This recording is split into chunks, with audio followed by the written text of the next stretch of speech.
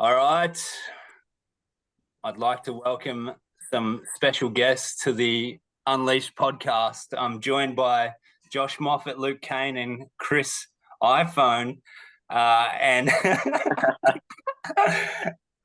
and I wanted to put this together, have a chat with the lads about touch. It's the week before the World Cup.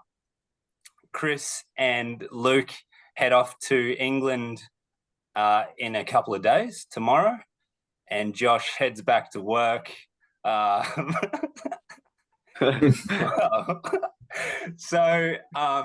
Special opportunity to have these guys on there, prominent players for their club, for their region, for their state.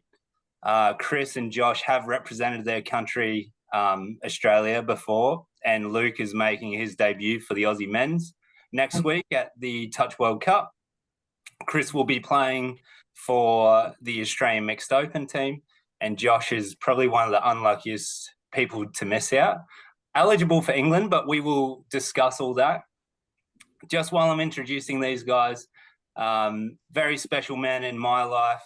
We all come from the Central Coast Dolphins Touch Association, just north of Sydney, New South Wales. That's the place that brought us all together. These three young men, I'm very proud to say, are the only three young men this summer to win a State Cup title and an NTL title. So we will discuss lots of that, what has brought the Central Coast Dolphins to the point they are now, that they could win a State Cup. We'll talk about that and also preview the World Cup. But boys, welcome to the chat. Thanks, Marky. Good to be here, mate. Thanks, Marky. Now, Chriso, absolutely, and thank you, boys, for making the time, making the effort. I'm calling from Paris, so it's just after 9 a.m. here, but it's just after 5 p.m. In New South Wales, where the boys are calling from. And Chris, I'll start with you. Your first World Cup, mate, and there's already been quite a lot of attention on social media and things like that. How much are you paying Seventh Touch to put that promo stuff up of you? Let's just say I can't go on a holiday after the World Cup after paying him to put that up. But no, I'm looking forward to the World Cup. Should be a good experience, eh? Yeah. And deservedly so, bud. Like, you've had an awesome couple of years in the game. Last year, you got to play the Asia Pacific Youth Touch Cup in the under-20s mixed. But obviously, stepping up to Mixed Open, how have you found the training camps and all that? What's that step up been like? I think you can always say that the quality ramps up a bit when you get to Opens, but just the culture, being around everyone, it's been unreal. Everyone's so welcoming, and like everyone just gets on good. It's like a big family, and every camp's been fun, and like we're looking sharp, and just looking forward to it, eh? Awesome. And like I did say, and in all honesty, deservedly so, you've been getting a lot of attention. You're one of the players to watch for the tournament.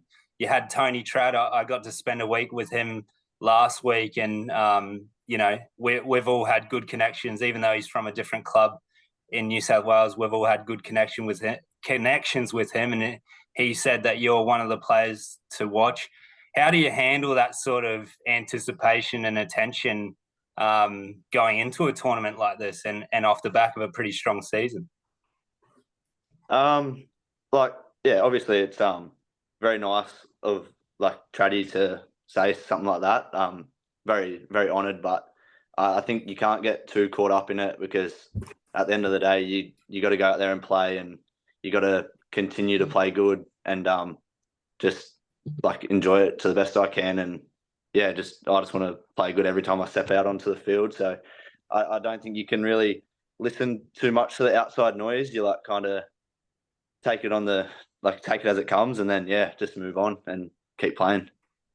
Yeah, no, good, mate. And Lukey, obviously making your debut for Australia. I think those in the know of touch know your story.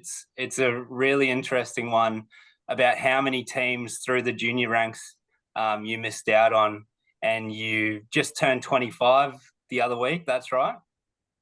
Yeah, just turned 25. Yeah, it was definitely a long road to get here, but yeah, pretty excited.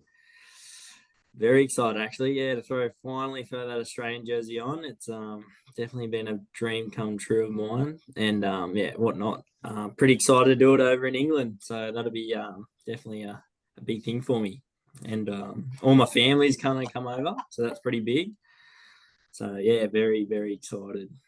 That's cool, bud. And I saw you in action at one of the training camps, and I think it was before the team was actually announced.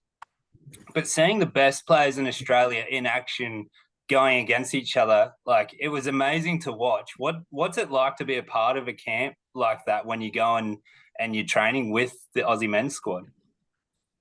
Yeah, it's pretty exciting because like all these players are just, for me personally, like they're just what's the word for it? They're just ruthless. Like it's so hard to play against them, and to be there playing with them is pretty exciting. But like just the training camps are so draining, and they're just so, you've got to be switched on the whole time you're there, and yeah, if you just drop your head for 1 second, like someone's gonna get you, and yeah, it's pretty exciting running around those boys, and they are all freaks. So good to be a part of that team. Yeah.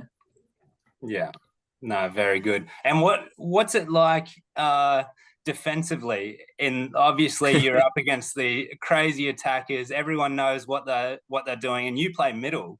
So what are the demands like as a middle when you're defending at those camps?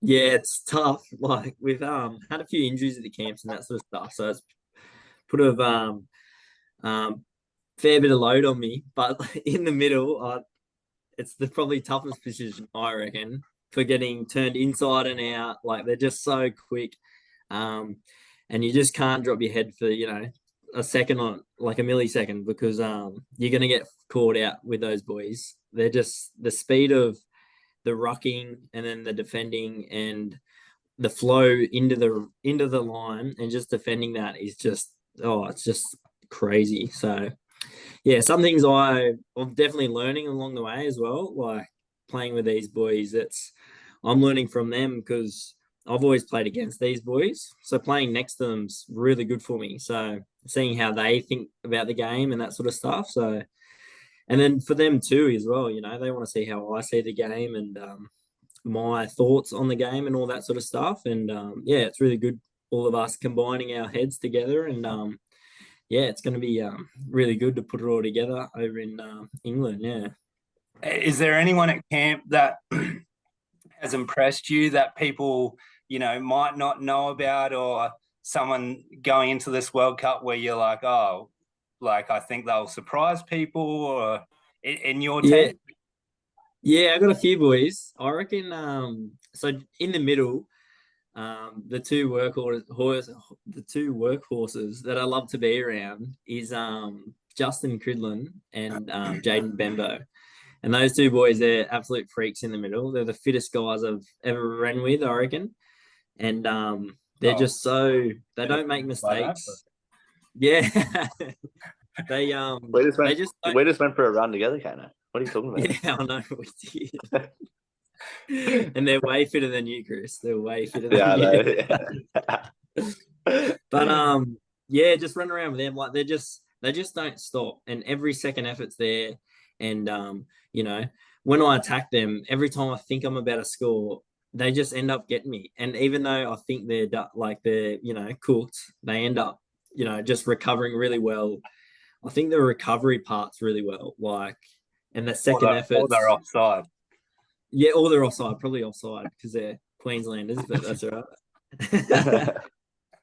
And then another one stands out is Hayden Moffitt too. He jumps out massively at me. I think he'll have a big World Cup. He's a very talented player, and he can be quiet at times, but I think the more we give him the ball, the more opportunity we put him in, he will put on a masterclass because he is a very talented player. So in the attacking sense, so I'm really keen to work with him and play with him. Will be good. Yeah. No, that's awesome, bud. And Joshy, for you, I think when we were talking about Lukey, like it's we've got an interesting history at our club of players missing out on teams that internally we don't think they should miss out on. If that's state teams, if that's school state teams, I think because we've been in a little bubble on the Central Coast, it's taken a while to sort of earn people's respect and gain reputation. And we'll talk a lot more about that. But I mean, Luke Cain is probably the person. I remember when Luke Caino in year 11 not only missed CHS, you didn't even make the squad for Dev. Yeah, I know. For the development team, I didn't even make it. So you didn't even get to go to NYC in year 11. You're year 11, yeah. Yeah, that was pretty hurtful, and there was kids young, like the age below me, getting picked, and it was just, I think Moff might have even. You go. Moff was closer than you. Probably in his couple of years. Year 11. Was that what year did we play CHS? Oh, that would have been the next year. Yeah. 2018, maybe. 2018, 2017. And I just you go, Caino, just about missing teams. Oh yeah, it's just ever since I was 12, I reckon, ever started playing rep footy, just the amount of teams that I just missed out on, or I didn't make a merit team, or like New South Wales merit teams. I don't think I ever made one until top age 18, and like even though they're just a merit team, it just the fact that not making those were just a bit gutting.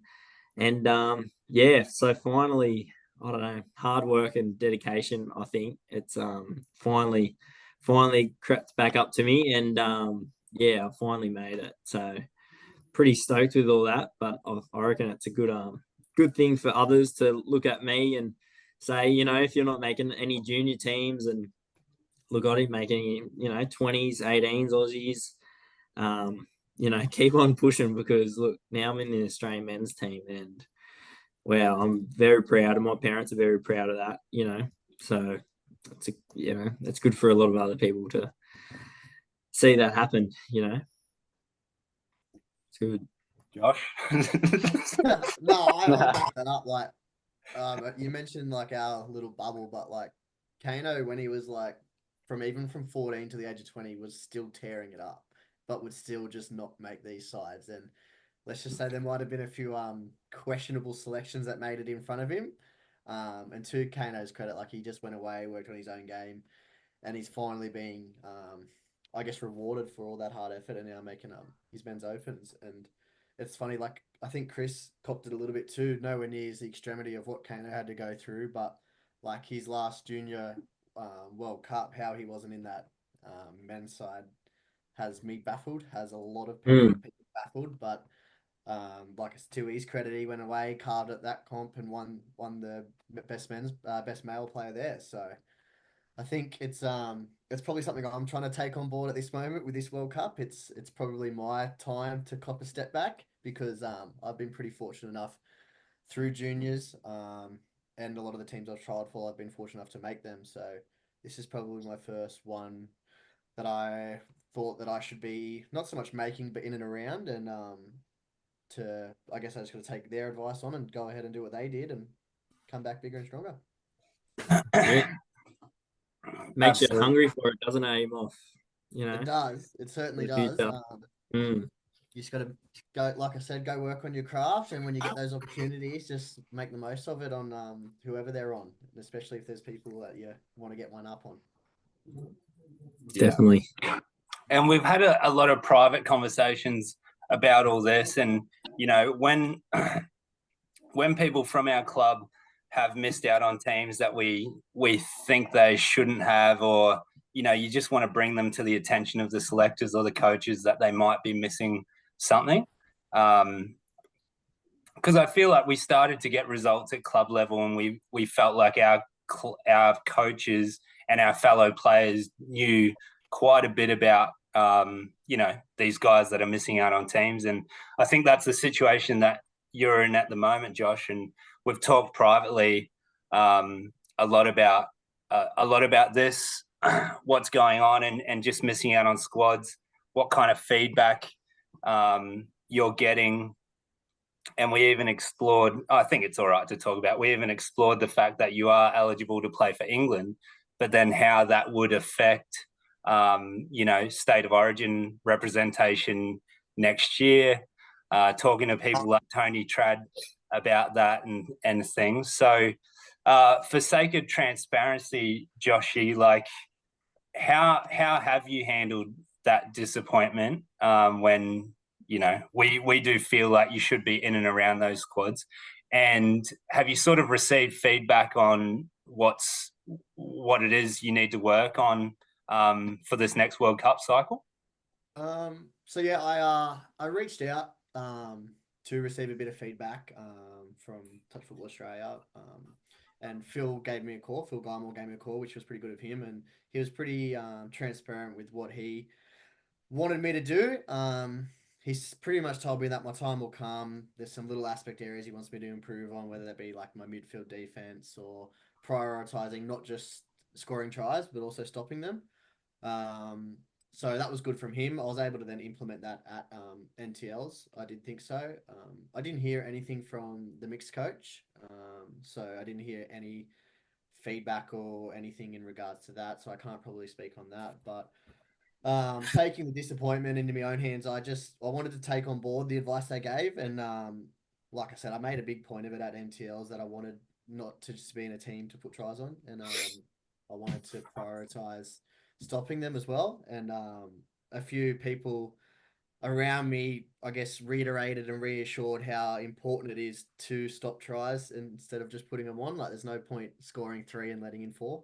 Like, it's doesn't work like that. So NTLs, that's where I went to go change that mindset, and I thought we did do that. Yeah. No, very good. And you got that feedback before NTL, and then you were able to sort of apply it at the tournament in March? I do think so. Yeah. Like I used to be a stop defender, I guess you could say, out at Link, but it's something that I've kind of filtered away from purely just from the way I've played the game. And I think this NTL's campaign, having Jack Edwards and a lot to do with Terry Deegan at Dolphins, they both reiterated, like I said, how important it is to defend, and they just changed my mindset on how much of a priority it is. So special mentions to them for taking me under their wing. But I felt like being on that stop team in NTLs, and the point of 6 gun attackers trying to score on you and turning them away, there's no better feeling. And in the crunch times when you need to stop and getting that done, I don't think there's a better feeling out there. Yeah. No, that's awesome. And it does come back. A lot of the requirements at club level that we've needed from you over the past sort of 4 or 5 years, it did end up, you're a young guy that came into Prems, but we did sort of need you to put on tries. And we had really good defensive links like Lockie Rayner Badior, like Richo, who's in the next room, probably listening against the door, making sure we mention him, Josh Richardson. And so, yeah, it's funny that you kind of suffer for that a little bit, but it's good that you're aware of that. When you did step up into Hornets at NTL level, you could take that on.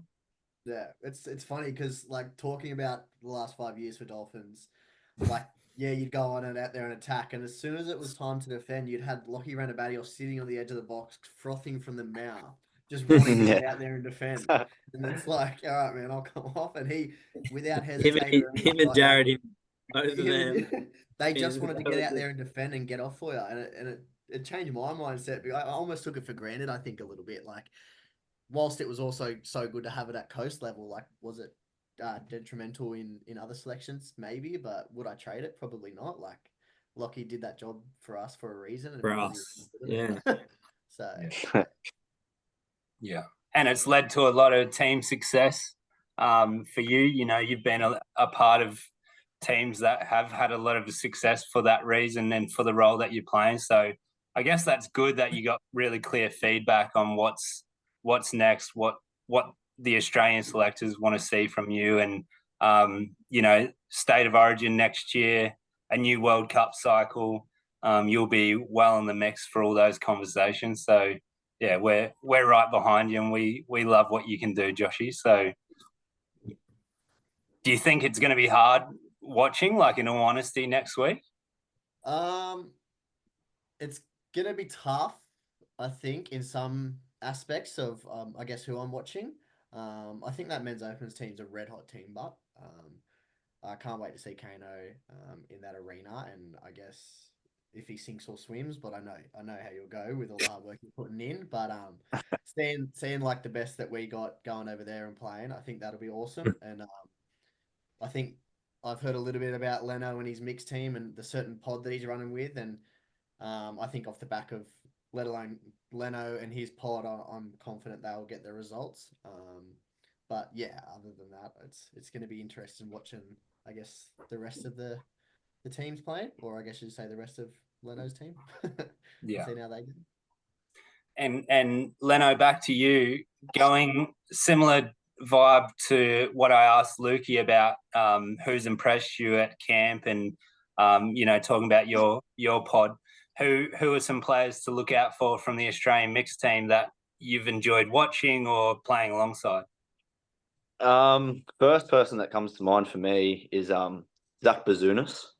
I'm actually in a pod with him, and just his brain and knowledge that it's deadly. He's so switched on. Everything he does, he's such a competitor.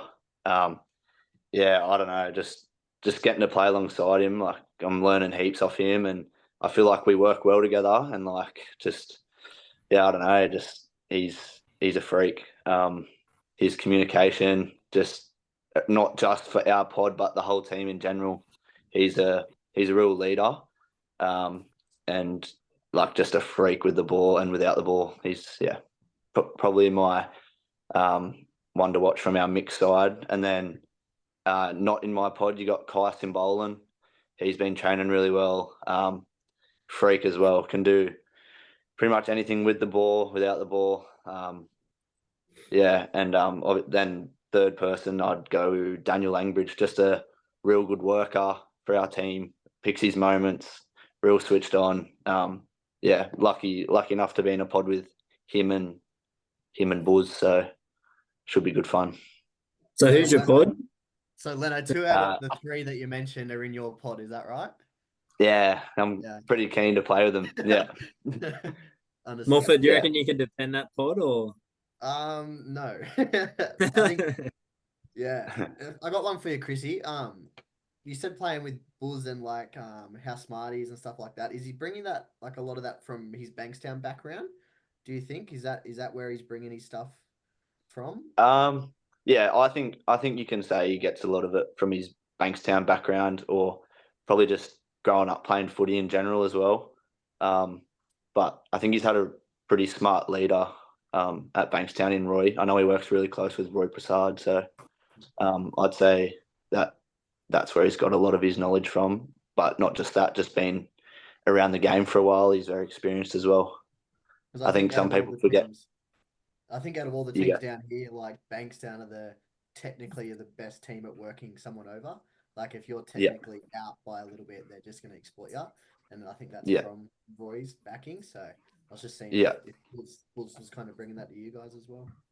Yeah, I could definitely say his technicality around the game is, like, crazy. Like, I've obviously played with yourself, Moff, and learnt a lot from you and Lockie, like, defensively or attacking wise, but like he's like right up there with probably you and Lockie in your ability to read the game and your technicality around the game. So definitely Zach Bazunas, probably one to watch.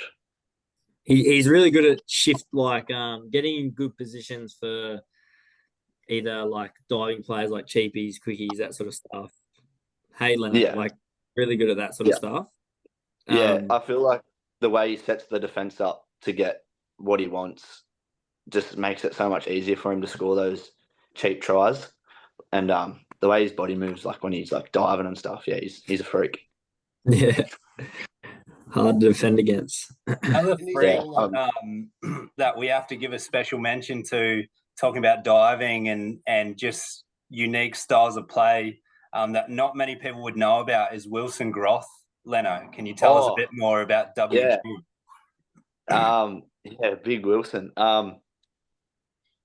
Yeah, only kind of met him not that long ago, obviously, but he's a top bloke. Get on really well with him. On the field though, just I've never seen someone move like that. Like you just think everyone thinks like he's going to get touched, and he just pulls out some weird move and moves his body in some certain way and scores a try, and everyone's sitting there scratching their head, going, "What is going on?" Like he's also very smart. He plays to his strengths really well, and he's a freak. He's an absolute freak.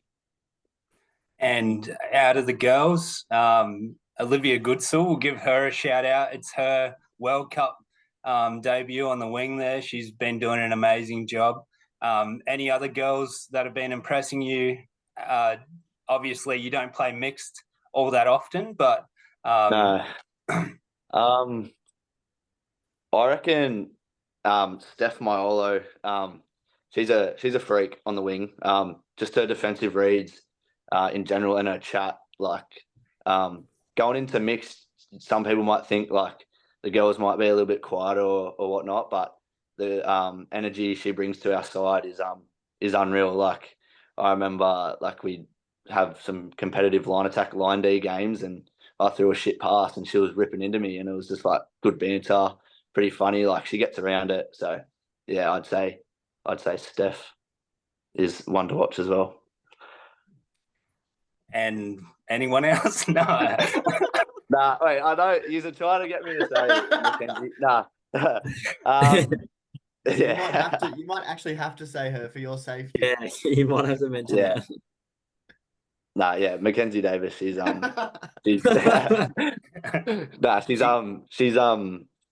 been training really well as well. Very, very grateful to play alongside her. It's going to be a good experience.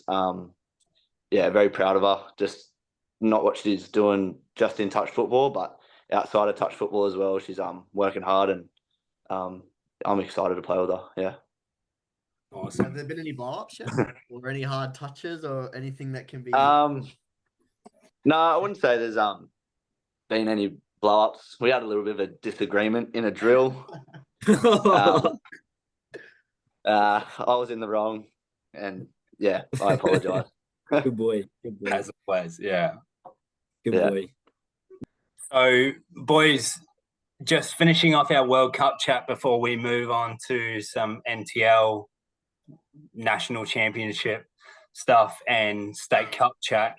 What do you know about other countries? And this is for all of you.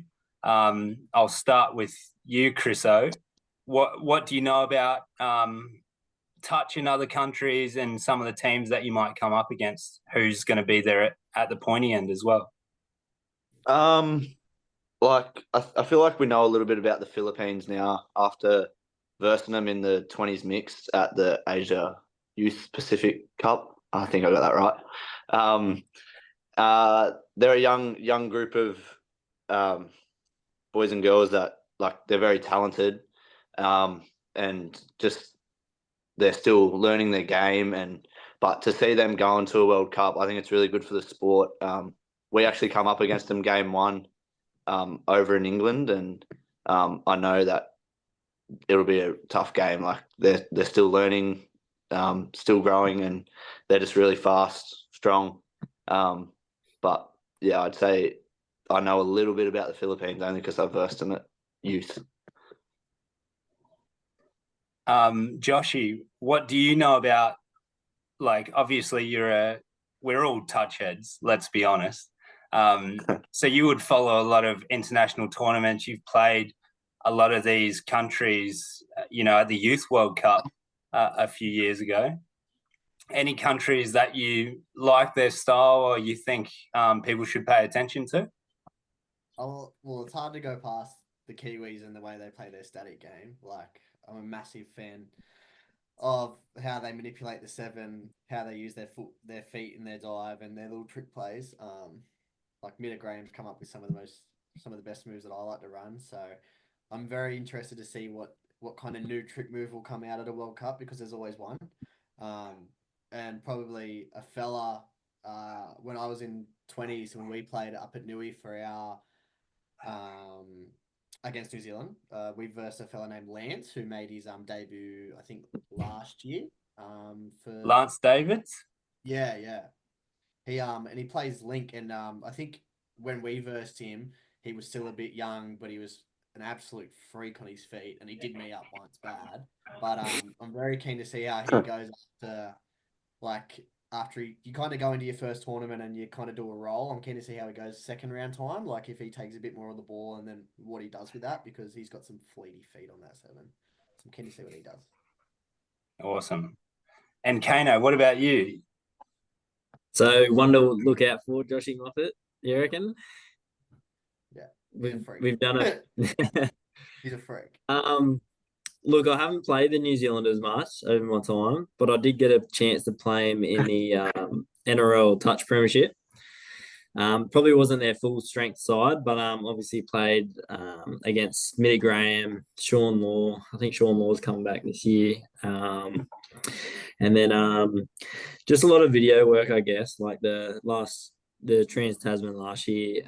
E4 Jones is pretty a standout for them. He pretty much cards most of our middles up. So, yeah, definitely one to look out for. But, yeah, I think, New Zealand for me is definitely a standout. Like, we, focus on them and their gameplay and watch a lot of videos and that sort of stuff.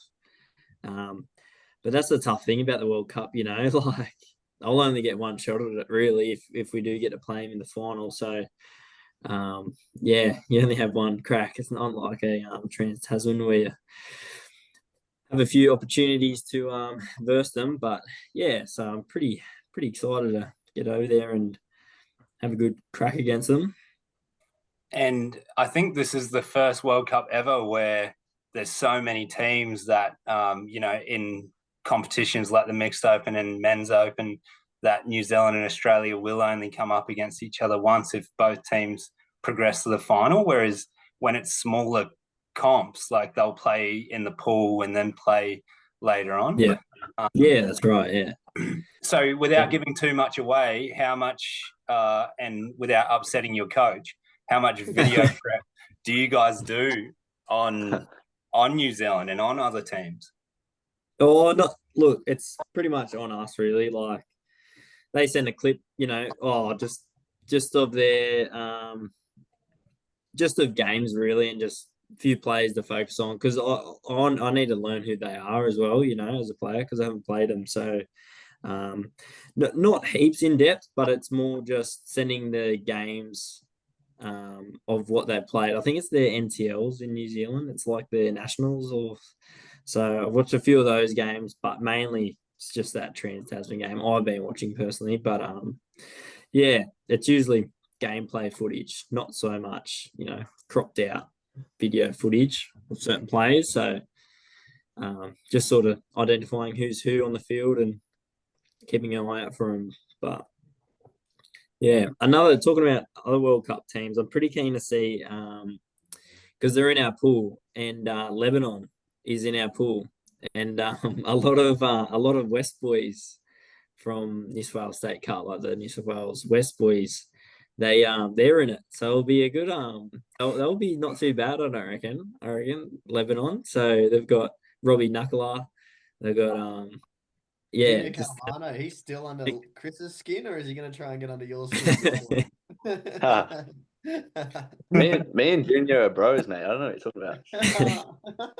I reckon if we come up against them, I think we might have to sit Pete Norman on the sideline and maybe Corey Russell, because I know where these games end up. Luke Mansour, hearing his voice once again. Yeah, that's another one. It's gonna be constant yappering. Oh, just no. At least it's it's not not a- Peacock. Yeah. Yeah, so it'll be interesting when we come up against them. It'll be good, it'll be good to see them, and it's always a good entertainment when we play them, so it'll be good. That might be a game you might even don the headgear for some of the touches that are going to take place. I think so. I've copped a lot of hits over my time when we've come up against them.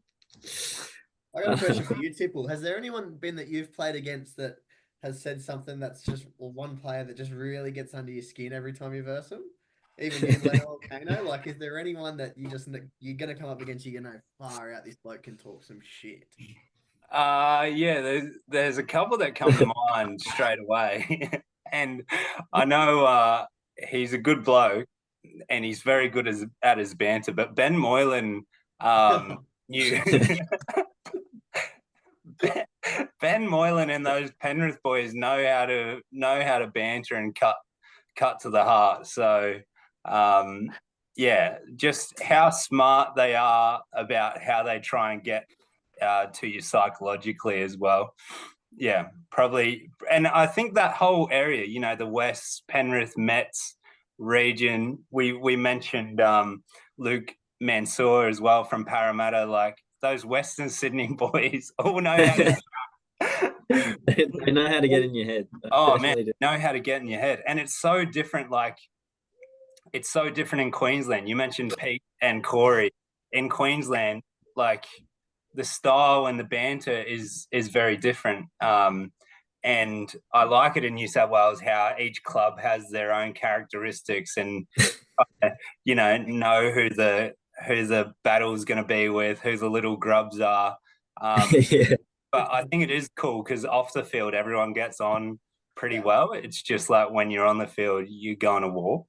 Yeah, definitely. Yeah. Like I've played with, the Catalano boys and all that. And most of those Western Sydney boys, when you're versing them, it doesn't matter if you play them or you are friends with.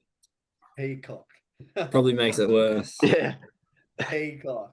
There's only one worse voice than Mansour's, and it's Peacock's. Isn't that right, Moffitt? Mate, you hit the nail on the head there. Oh, giving some good shout outs here, boys. Yeah. So just moving on from that, I want to start talking about NTL. I mentioned earlier in the chat, in the women's game, we saw the Queensland University of Queensland Rebels be in an affiliate, a club team that played Queensland State Cup, took that one out, went to NTL as a team, took that one out as well, and really established themselves as the number one team in Australia. And they're being honoured with lots of Aussie representation, obviously. There was a lot of talk and controversy even about that, about who you guys would play with. You played State Cup with Central Coast, got that one done. Didn't have a great Vorden Cup campaign. Well, the finish wasn't great, a bit stop-start, and didn't get the result there, but then went to State Cup, won that. And everyone was interested if Central Coast were going to go to NTL. They didn't in the end. U3 boys were the only three boys from Central Coast to go and play with Hornets and ended up winning that one as well. So just want to talk about that NTL campaign. For those that don't know too much about touch, that's kind of the three levels. Maybe there's four levels. There's State Cup, your club affiliate, up to your region or state. If you're from WA, Victoria, playing at the NTL Championships. Then we have State of Origin, New South Wales versus Queensland, and then we have representing Australia. So, yeah, at NTL level, boys, obviously amazing result. I believe it was your first NTL championship for all of you, and a part of a really strong Hornets region that have gone head-to-head with Central Queensland Bulls over the sort of past 7 to 10 years, with the Sharks hovering around as well. But for you, Josh, I remember seeing you and Caino stand together as you were walking out to the tunnel. And credit to you, man. You had some really clutch moments in massive games through that tournament. So how was that campaign for you? And what was it like playing with that crew when there are massive rivalries between some of the clubs that feed into Hornets? Yeah, it was certainly enjoyable winning it. There was a lot of work that did go, I guess, into it because, like you said, we were combining three pretty strong teams together to form our region, I guess you could say. And there's no doubt about it, us and Doyle have had some interesting conversations, some interesting games, a bit of a story itself built in there. And then to combine with them, I guess to get one goal at the end of it was challenging at times, but I think to Lindsay's credit, to the leadership group's credit, and I think Tommy Dafter and Jack Edwards played a big part in this. They really tried to stomp that whole club mentality out, and they did it really early on with a few camps, a few buying in. Previously to last year, and I think the boys can back me up on this, is it felt like this year they gave us a voice. They kind of respected our ideas. They respected the way we wanted to do things. And in the end, they ended up adapting a whole defensive pattern around the way that we like to defend, purely based on because they weren't getting the results previously. And it ended up winning us the title, which was awesome. But that was probably the biggest change I did feel. I don't know if it was a respect thing or what it was, but what the leadership group and the coaching staff did in putting trust in us, giving us a voice and making us feel valued in that part, I think was half the reason why we had a bit of our success, or at least the reason why we all bought in the way we did and how tight we were. I reckon that's definitely a great point. Hey, Moffitt, like I don't know, as Central Coast, we always seem to be left out of that, that sort of, I don't know, Hornets region. I always think we're, these sort of underdogs in that region, Central Coast. But, and then when we, obviously I think it does stem from us winning State Cup. But when we walked into that Hornet team this year, like we really felt like they really wanted us in the team. Like they wanted to know our ideas and that sort of stuff. And there was definitely a lot of conversations and back and forth, and some people didn't agree and sometimes we didn't agree and that sort of stuff. But once we finally nutted out what we wanted to do, they listened pretty well to us, which was like really good for us. And sharing ideas was good for us and good for the team. And I think it really showed at NTLs. Like we just, like obviously we're now the champions at NTLs. And I think just the combinations we finally got down pat, and all that club mentality we threw out the door and we played as a team, I reckon. So how do you feel, Chris? How do you feel, Chris, about it? No, obviously I feel like you two boys obviously expressed your ideas, and I don't know, I feel like I'm still a bit young type thing. I feel like I understand where yous are coming from, and like I'm going to back yous up 100%. But for me personally, I didn't really share too much idea. Just on, I was the grommet. I'm pretty sure. You just throw long Chris. Just go out there and put tries on, Chris. I just like playing touch footy. I just like playing touch footy. Just give him a split and he'll be sweet. But just to like continue with what you were saying, like the back and forth, in hindsight, I think was a really good thing for our team to have a open floor of ideas, and going forward into the tournament, I definitely felt like it brought us all together a lot better. And even just like staying in the house together, like that one big house, like the culture was unreal. All of us were good mates. You wouldn't have thought that we were rivals at club level. But I think it's a credit to you two boys for using your voice, because I certainly wasn't going to do it. It's funny, like there was definitely a few training sessions. What's that? there was Smitty? definitely a few training sessions we walked away from, and we were like, man, maybe stepped over the line, and I shouldn't have blown up when I should have, and but then us getting blown up as well. But like all that was good, I think, leading up into it. It was good for the team, and like obviously, yeah, there was a few blowouts aim off as in. Yeah, like I think there's no doubt about it. Like Dill Thompson's a touch head. Like he loves the game, and the way that he brought in the passives like changed the game, and he's a smart man.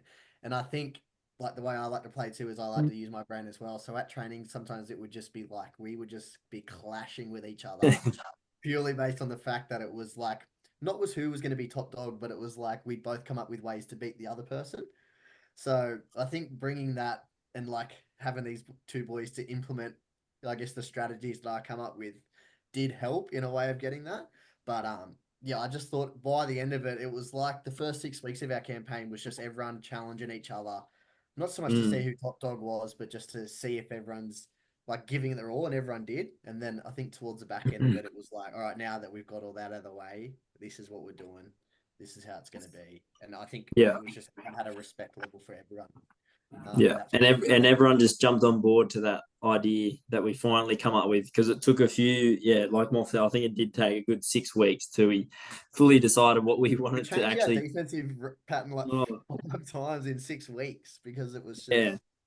But I think it was all good for the team and that sort of stuff. So, and look, it really did pay off, and probably one of the greatest tournaments I've played with Hornets as a team based rather than more, club, different pods running onto the field, doing different club sort of stuff, you know what I mean? But we sort of scrapped that, and, like I was playing with Matt Atkins most of the time, and like I really loved playing with Matt. He's from Newcastle, and I really gelled well with him, and it wasn't such a club thing anymore. It was more of a team thing. So I think that really brought in to beat the Bulls. Like that was pretty much our mentality. The whole training campaign was everyone has to buy in if we're going to beat these Bulls, because they're like, they're just touch prodigies, and they just they're all quick, they all can pass, they all can defend, they all move laterally. And like I think Marky, I've heard you say it once before, it's a new tournament, they just breed another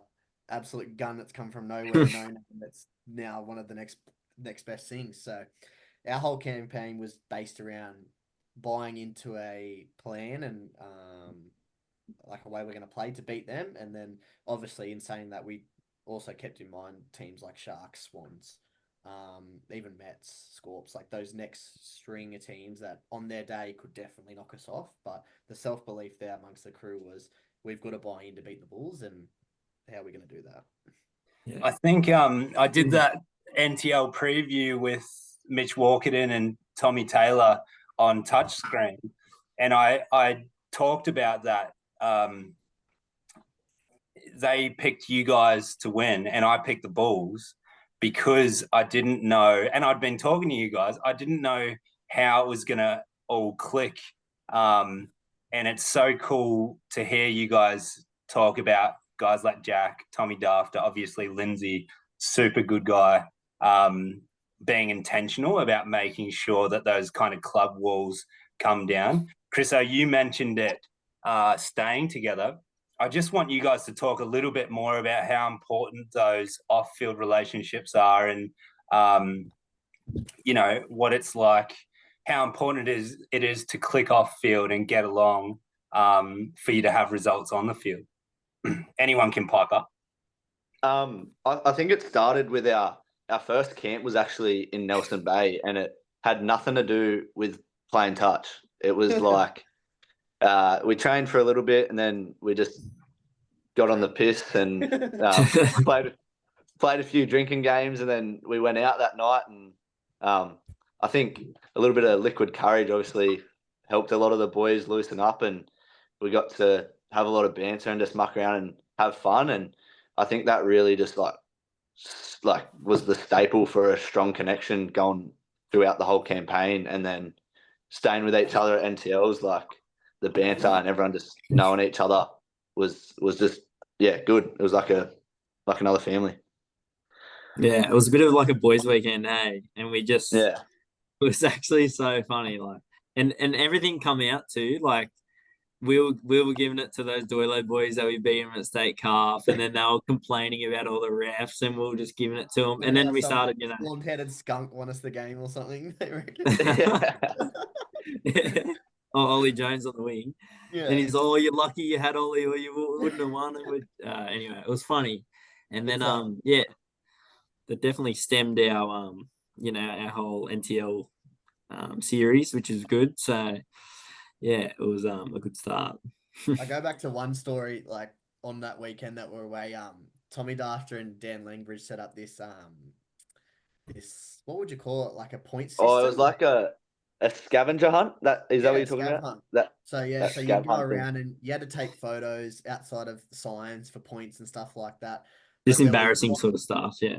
Yeah. There was one kind of massive point, I guess, reward that they do, and every half an hour they posted a hint of what it was. And what ended up being was they'd make like rhyming jokes about where they were hiding, and whoever found them first pretty much won the whole challenge. And all these boys, and I wasn't in any of these two teams, there was three teams, and they were all racing around like headless chooks trying to find where these boys are at, like decrypting like the words that they're using and all their little hints they were giving them. And we had Liam Squires in our car and Will Eagleton, and Liam Squires just rung Langer's missus and asked where he was, and she told us. So we went straight there and won, but we didn't tell any of the other boys that we'd won. So then we all went back to the meeting spot of where we're all drinking up, and we act as in like we lost. So these two other teams were getting chirpy at us, giving it to us, saying that we lost. And then Dan Langridge and Daft, as they do so well in selling it, were like, all right, can the winning team please stand up? And these boys stood up. It was our team, mate. It was me and Caino, yeah.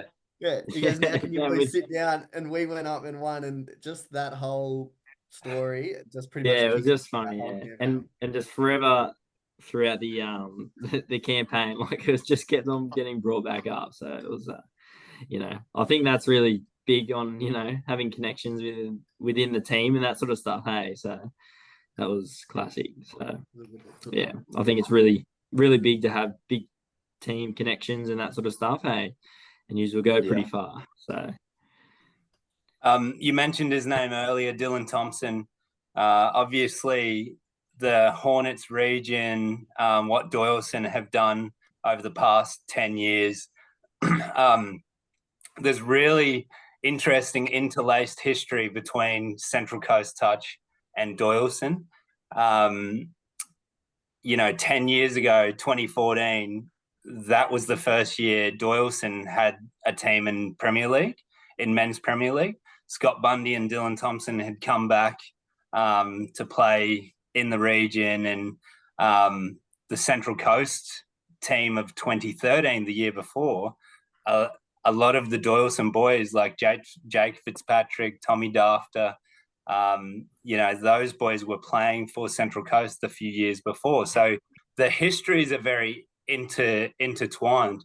2014, 10 years ago, we started a men's team in Division 2, so the third tier, and we had a 15-year-old Luke Cain playing a 28-year-old or 27-year-old Mark Tipple, and Kyle Jemine and Josh Richardson, some of those boys who were only 16, 17 at the time, and they're still playing in the team. So the history adds to the rivalry, obviously, and there is a really strong, healthy rivalry.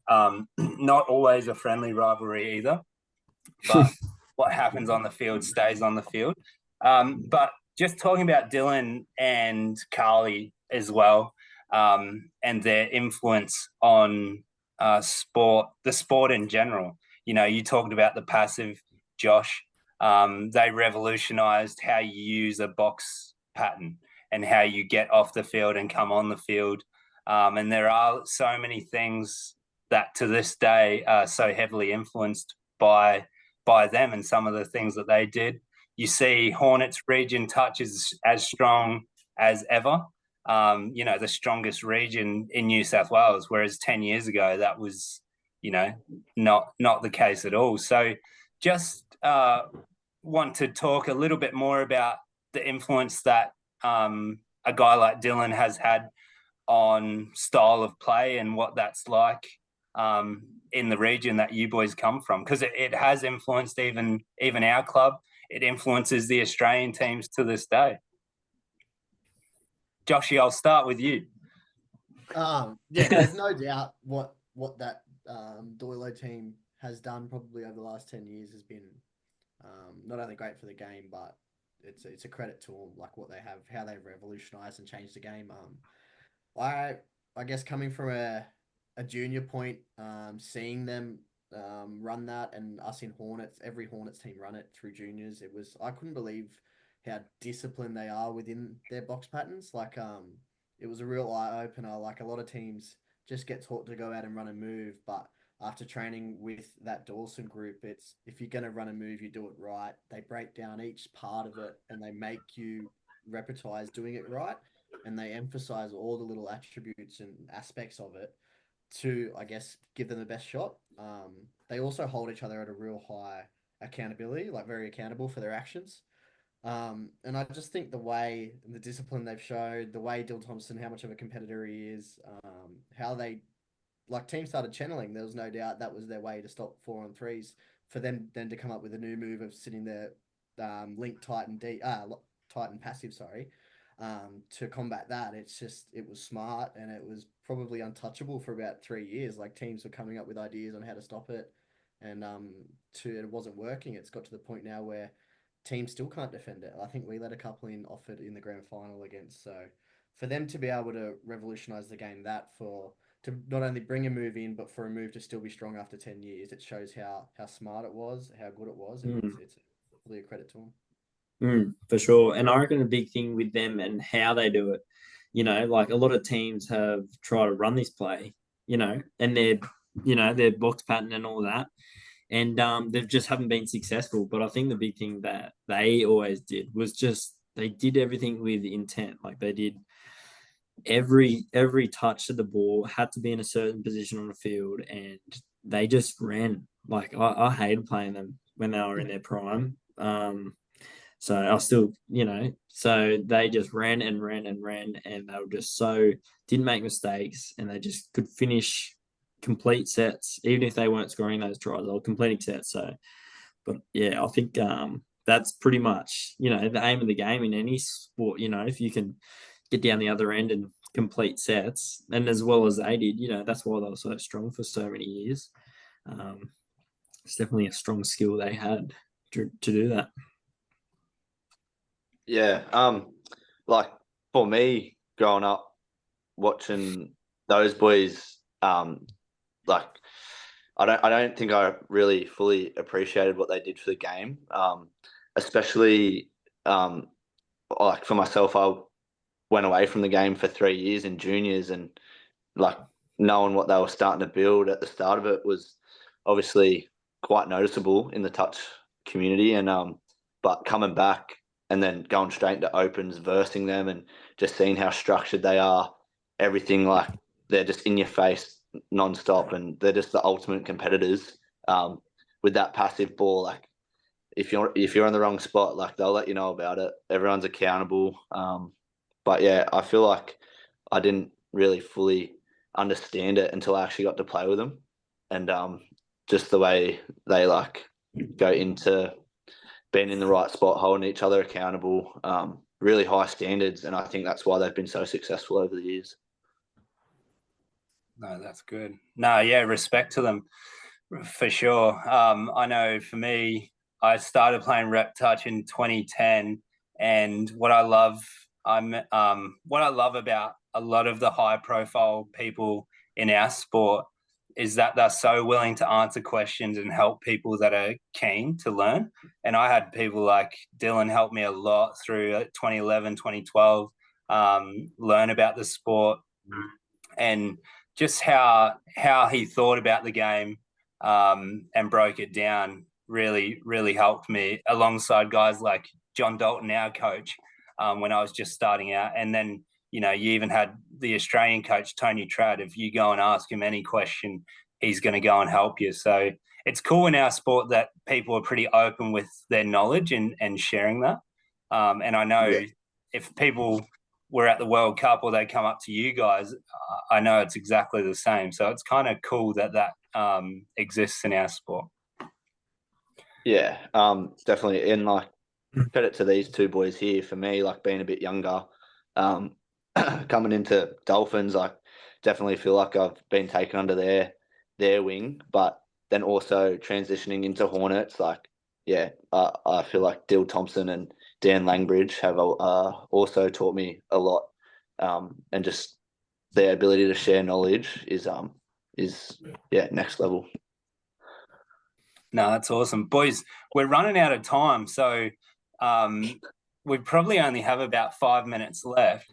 What we might do, because I'm actually really enjoying this, we might do a deep dive on Central Coast Dolphins, the program there, and State Cup in a second episode, perhaps after the World Cup. Because, yeah, I'm enjoying this. And, I mean, the 4 people that watch this will probably enjoy it as well. Joshy, you did mention we could, just to finish off, talk about players you've played with, your starting 6. So I'll start with you, and I think we said we're not in this chat, so yeah, you don't have to pick me as middle. That's all right. Oh damn, Mark, you were my first pick. Are we defending or are we attacking? Or just yeah, because I'm a defensive link, so we'll defend. let's do defense, and then we'll do attacking next time. So let's do defensive 6. Okay. All right. Are we naming ourselves in that team or no? No. I don't know. Beautiful. All right, defensive. I'll go. My middle would be Kieran Toner and Kai Simbolan. They're my 2 middles. My links would be Lockie Ranabadior as 1, and then I would have Scott Buckley. My wingers would be Georgie Palau and probably Mads. Very good. Mads. Not one Dolphins player, sorry, boys. Hey. Yeah, no, you said Lockie. Oh, yes, true. Yeah. I might throw Squires in there too, actually. Squires probably or Mads. Yeah. Okay. On the wing, Liam Squires. Yeah, Newcastle. And Chris? Middles, I'll go with Daniel Langbridge, and Kai Simbolan. Only just getting to play with Kai now, but yeah. Links, I'll go Will Hickey and Lockie Ranabadior. And then wingers, I'll go Ollie Jones and Hugh Doherty. Very good. That's a good stock 6. Yeah. It's Caino? I think the stars, I'd have to give wingers. I can't go past Ollie Jones 2023 State Cup. If anyone, you need to go if you're a winger, you need to go and watch that men's State Cup final, because I said to someone the other day, that was outstanding. Like, I've never seen anything like it. And they were like, didn't he just make reads? I'm like, no. This was so yeah, go watch that. Yeah, go watch it. And I'd have to go Sean Francis on the other wing. He's been another freak. Links, defending links. I can't go past Jack Edwards. He's a freak in defense. I hate attacking against him. I can't believe for some reason. Yeah, I don't know how. He's very challenging to get the ball over, and he's always in the right positions. And the other link, just have to. Yeah, he's an athlete. He's definitely an athlete. And Lockie Ranabadior, definitely other link. I know it's a bit Central Coast bias, but he really should be in. He's a bit of an underdog, but he's one of the gun defenders in link. In the middle, I think Kyle Jemai. You'd want me to say that. in the first 5 minutes, and he runs out of any fitness. What about Cashcom Hear Me? Yeah, mate. Cashcom Hear Me. Defense. Good for us to. Oh, all right. So I think Dan Langbridge as a middle, even though he's on the ground 24/7, is in defense. And I'm gonna have to go the other twin. I know this is a bit Central Coast bias, but I'm gonna have to go Jared Rayner Badiol, just because his work ethic is unbelievable, and I've never seen a fitter bloke. And yeah, he's just a weapon in the middle, and I wish I could, these how much energy that kid has. So that'd be my 6. Hombre's defense, Moffitt. Don't bring it up, man. It's still too soon. What about if you're midfield rucking Mark Tipple? All right. On that note, many mistakes. What's your 6, You Mark? may as well just drop the ball. It's the Samoan in me trying to get that extra pass out, all right? When Dylan Thompson in my early stages said to me, "Get that Kiwi shit out of your game." I never could. Boys, I'll leave my 6 for next time. So we'll do defensive and attacking. Boys, thank you so much. So good to catch up. Heaps of fun. Yeah, really special. And we will do episode 2. Luke and Chris, good luck next week. We'll see you there, Joshy, and we'll see you soon. Thanks so much. Rip in, lads. Cheers, Thanks, Marky. mate. Thanks, mate.